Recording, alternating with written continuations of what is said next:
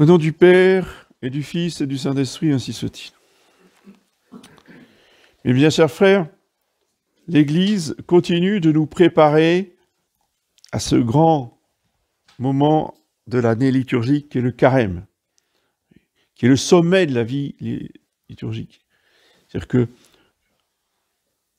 nous gravissons le carême, voyez, pour arriver au Golgotha. C'est la grande mission du chrétien sur terre, c'est de faire pénitence pour mourir avec Jésus-Christ sur la croix. Non pas pour le seul but de mourir sur une croix. N'oublions pas que derrière la croix, après le Golgotha, il y a le dimanche de Pâques, il y a la résurrection, et ça, c'est l'entrée dans l'éternité. Tout ce que nous souffrons ici-bas doit être supporté dans la patience, comme dit l'Évangile, pour rentrer dans le royaume de Jésus-Christ, notre divin roi, qui régnera pour l'éternité. Nous ne nous battons pas uniquement, principalement, pour une patrie terrestre, pour une nation terrestre, pour un règne terrestre. Je dirais que, justement, puisqu'on parle beaucoup des Vendéens en ce moment, la grande leçon que nous ont donnée nos prédécesseurs en Vendée comme en Bretagne, c'est que nous ne nous battons pas pour un royaume terrestre. Ils se sont battus alors que tout était perdu. Je pense qu'ils avaient tous la conviction qu'ils n'y arriveraient pas. Sur terre, mais ils arriveraient au ciel. Puisqu'on parle beaucoup de Charette, Charette a compris quand le comte d'Artois n'est pas venu, c'est-à-dire quand le gouvernant, quand le prince de sang n'est pas là, il a dit, d'accord, il n'y a pas de gouvernant, c'est fichu. Et il l'a dit, il l'a exprimé à haute voix. Il ne s'est pas arrêté de combattre pour autant. Il savait que c'était fichu sur le plan terrestre, car vous pouvez mettre autant de nobles que vous voulez, les uns à côté des autres. Vous pouvez être 100 000 nobles. S'il n'y a pas le prince, c'est le massacre. C'est obligé, c'est comme ça, c'est universel, c'est incontournable, et vous ne pouvez jamais rien y faire. Et si Vienne a été sauvée des musulmans, c'est pas grâce au roi, parce que le roi, dans son grand courage, s'est enfui en courant, laissant tout son peuple à l'abandon face aux musulmans. Le peuple était voué au massacre, et il le savait. Vous pouvez avoir 10 000 nobles dans la ville sera massacrée. Comment Vienne a été sauvée? Parce qu'il y a eu un prince, un gouvernant, qui est arrivé, le prince Sobieski de Pologne, et qui a sauvé miraculeusement la ville.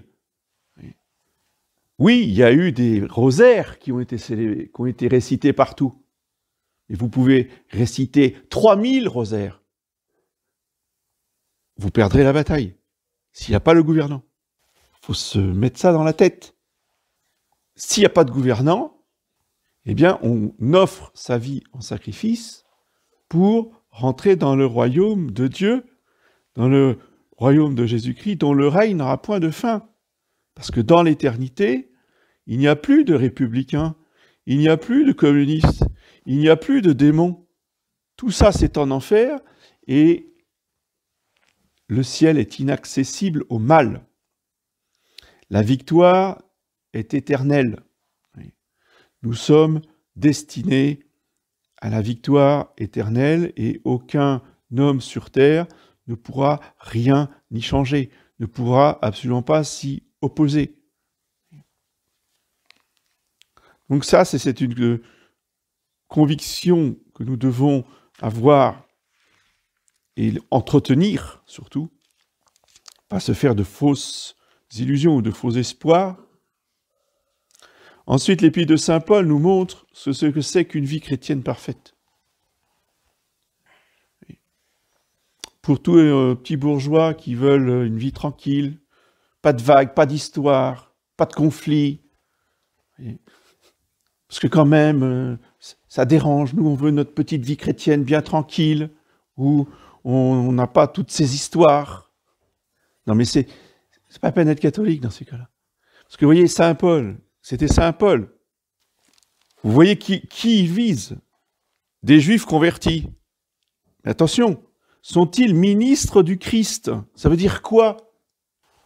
C'est des prêtres, ce sont des évêques. Ne vous en déplaise. Déjà du temps de Saint Paul, qui l'ont persécuté, qui l'ont calomnié, qui le poursuivaient partout où il allait, et il le dénonçait. Ah oui, mais vous comprenez toutes ces histoires entre prêtres, c'est pas possible aujourd'hui. Ah, ça fait 2000 ans que ça dure. C'est la loi du combat. Si vous ne voulez pas ça, allez voir dans une autre religion. C'est quoi le problème? On est trop humain. On reste à la surface des choses. Ah, quand même, vous avez entendu ce qu'il a dit, là. Et donc,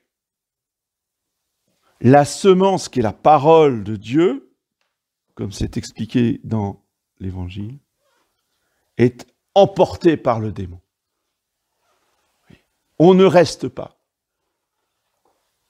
Le nombre incalculable de fidèles qui sont venus dans nos chapelles, pas simplement ici, je parle dans toutes les chapelles, qui sont restés 1 an, 2 ans, 3 ans, puis hop, parti. Pourquoi? Parce que l'évangile, c'est le même partout, la doctrine, c'est la même partout dans toutes les chapelles. Au niveau de la foi, j'entends. Après, il peut y avoir des variantes ici ou là, mais je veux dire, sur le plan de l'enseignement de la foi, c'est le même catéchisme. Donc c'est quoi le problème? Le problème, est-ce que c'est le catéchisme ou la théologie ou l'enseignement de l'Église? Non. Le problème, c'est les fidèles. Et quel est le problème des fidèles? Manque de profondeur. On n'est pas une bonne terre. Pour être une bonne terre, dans laquelle tombe la semence pour porter du fruit dans la patience, il faut être des âmes profondes. C'est quoi une âme profonde? C'est une âme qui réfléchit, qui pense. Pas tout seul, pas avec soi-même, qui pense dans un dialogue d'amour continuel avec notre Seigneur Jésus-Christ. Quand il y a des doutes, quand il y a des questions, quand il y a des ignorances, quand il y a des conflits, tout ce qui nous arrive, de bien comme d'épreuve, eh bien, l'âme qui est une bonne terre, l'âme qui est profonde, l'âme qui est réfléchie, va toujours poser les questions à notre Seigneur Jésus-Christ, va toujours lui demander ce qu'il en pense, va toujours demander les lumières au Saint-Esprit, et va être attentive. Écoute le Seigneur, ton Dieu. Ça, c'est le commandement depuis Moïse jusqu'à la fin des temps. Que ce soit Dieu le Père, que ce soit Dieu le Fils, toujours. Qu'est-ce qu'il demande? Écoute.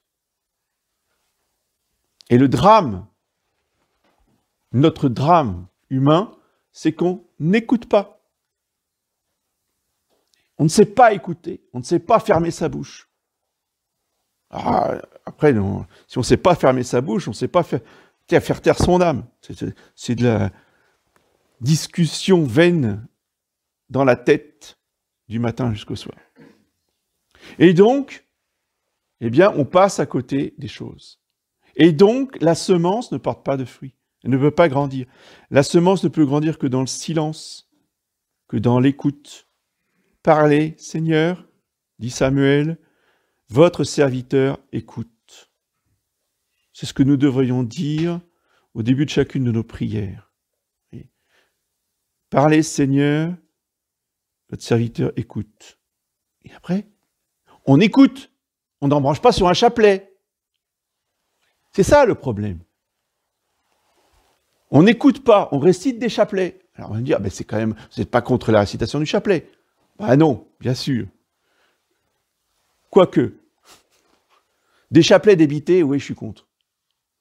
Pourquoi Notre-Dame a demandé à ce que l'on médite des mystères à chaque dizaine? C'est justement pour qu'on ne débite pas les chapelets. Pour que même le chapelet reste quelque chose de méditatif, une prière réfléchie, et pas comme on dit, du moulin à parole, c'est-à-dire débiter des Je vous salue Marie les uns derrière les autres sans réfléchir à ce qu'on dit. Et c'est quasiment impossible de réfléchir au Je vous salue Marie. Quand on en dit 50 d'affilée, on ne peut pas. D'où cette méthode pédagogique du mystère du rosaire. Bien. Et c'est dans la mesure où nous avons cette habitude de dialoguer avec notre Seigneur, surtout d'écouter notre Seigneur, eh bien, que notre Seigneur nous parle, nous éclaire, c'est-à-dire éclaire notre intelligence. Et pour ça, il faut du silence. Comment cultiver notre terre en enlevant les ronces, en enlevant les pierres, pour qu'elle devienne une bonne terre? Par le silence et par les bonnes lectures. Les deux ensemble. Faire du silence, surtout pendant le carême, ça doit être une période, justement, c'est pas simplement qu'on va pas au cinéma, on va pas voir des films, etc., par pénitence, oui, mais c'est pas le but premier, juste de s'arrêter de regarder des films. Si on s'arrête de regarder des films, si on ne va pas festoyer à droite à gauche, c'est pour rester recueilli, pour qu'il y ait justement ce silence fructueux, ce silence fécond qui permette à notre âme, vous voyez, de grandir dans l'amour de notre Seigneur, dans une connaissance plus intime de notre Seigneur, d'une vie pas simplement ponctuée de temps en temps de prière, mais qu'il y ait vraiment une présence de Dieu en nous, consciente, auquel nous nous adressions régulièrement, auquel nous posions des questions. Tiens, j'ai entendu ça, j'ai lu ça ce matin, Seigneur Jésus, pouvez-vous m'éclairer là-dessus? Qu'est-ce que ça veut dire? Pourquoi ça? Pourquoi si? Ah, ça, c'est une bonne prière. Voyez. Et après, les chapelets porteront du fruit, si nous avons cette méditation, cette réflexion dans la journée. Voyez. C'est beaucoup plus important qu'on ne le pense. Parce que, justement, notre vie sur Terre étant une vie d'épreuves, et parmi les épreuves, il y a les persécutions, et parmi les persécutions des faux frères, les persécutions des ministres, les persécutions des païens, les persécutions à droite, à gauche, les épreuves, les accidents. Donc, à chaque épreuve, il faut que nous vivions cette épreuve avec notre Seigneur, que nous lui parlions et que nous écoutions sa réponse. Nous lui demandions, qu'est-ce que vous voulez me dire par cet événement, par cette lecture, par ceci ou par cela. Pour ceux qui ont du mal à lire, il y a des enregistrements qui sont publiés sur YouTube, sur Catholique de France. J'ai moi-même ces enregistrements sur des clés USB. Donc si vous voulez, si ça vous est intéressé, eh bien on peut tout à fait vous donner des copies de ces lectures de livres que vous pouvez écouter. Il n'y a pas simplement ceux qui ont des problèmes Dieu, ceux qui voyagent en voiture. C'est très, quand il y a des heures de voyage, eh bien c'est très utile d'avoir ces lectures audio qui nous permettent justement de nourrir notre méditation, notre réflexion avec notre Seigneur. Ce sont des moyens modernes qu'il faut savoir utiliser à bon escient, s'adapter à notre mode de vie pour avoir ce souci d'être une bonne terre et pas d'être une terre rocailleuse ou envahie par les ronces. Ceux qui, ayant écouté la parole avec un cœur bon et excellent, la retiennent. Et pour la retenir, il faut la méditer. La retiennent et ensuite portent du fruit par la patience. Eh bien, demandons cette sainte patience à la très sainte Vierge Marie, surtout pendant ce carême, parce que c'est la patience qui est la vraie pénitence. Les jeûnes, tous les sacrifices corporels qu'on peut faire, c'est une douce plaisanterie. Il faut les faire, mais c'est rien du tout. Les vraies pénitences, ce sont les épreuves morales, ce sont les épreuves qui touchent notre âme, ce sont les épreuves qui touchent notre cœur, voyez, qui fait saigner notre cœur. Et là, on est dans la vraie croix qu'on n'a pas choisie, parce que notre Seigneur Jésus-Christ, lui, il s'est parfaitement appuyé là où ça fait mal. Voyez. Nous, on fait tout pour qu'on ait le moins mal possible. Voyez. Le Jésus-Christ, lui, il appuie juste là. Et c'est là qu'on ne voudrait pas porter la croix, justement. Et c'est dans un « ainsi soit-il » prononcé du fond du cœur que nous pouvons réparer une multitude de péchés. Au nom du Père et du Fils.